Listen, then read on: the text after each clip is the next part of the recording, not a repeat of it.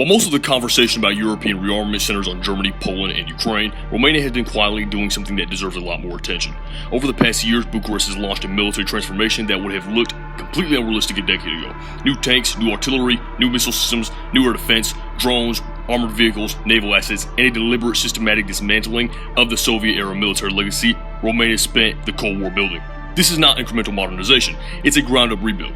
The geography explains the urgency. Romania doesn't have the luxury of distance. It shares a border with Ukraine, it sits on the Black Sea coastline, it hosts critical NATO infrastructure, and it lies within range of Russia's military presence in Crimea, a presence that has grown more threatening, not less, since 2022. Romanian defense planners looked at the map after the invasion of Ukraine and reached a conclusion that's hard to argue with. Europe is entering a more dangerous period, and a military built around Soviet hand-me-downs isn't going to cut it. Armor is where the scale and buildup becomes hard to dismiss, but the transformation runs deeper than tanks. Romania has already bought 54 M1 Abrams tanks, now it's pursuing a second acquisition, 216 additional main battle tanks worth billions of dollars. The competition is between South Korea's K2 Black Panther, Germany's Leopard 2A8, and Rheinmetall's Panther KF-51. Whichever platform wins the contract, the outcome is the same. Romania feels one of the most modern armed forces in Eastern Europe. But the overhaul goes all the way down to the individual soldier. Romania recently adopted the American-made SIG-SAR 516 as its new standard rifle and the P320 as its standard sidearm, replacing Soviet-era small arms across the entire forces. It's a detail that gets overlooked in discussions about tanks and missiles,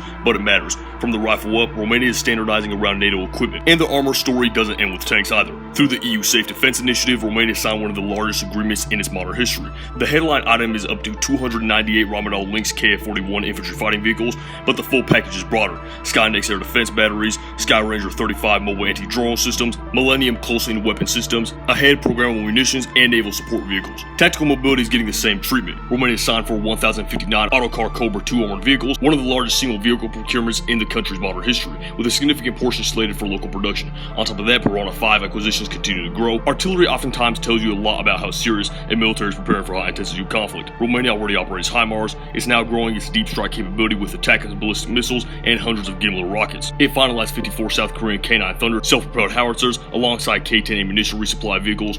Atlas 2000 systems are already in the mix. Before Ukraine, it was easy for European militaries to treat heavy artillery as legacy equipment, maintained on paper, underfunded in practice. Ukraine closed a debate distinctively. Air defense may ultimately be the most consequential piece of the entire program. Romania already operates Patriot systems. What's being built on top of that is a genuinely layered architecture. Skyranger 35, Skynex batteries, counter-drone networks, close-in interception systems, all integrated into NATO's broader defense system.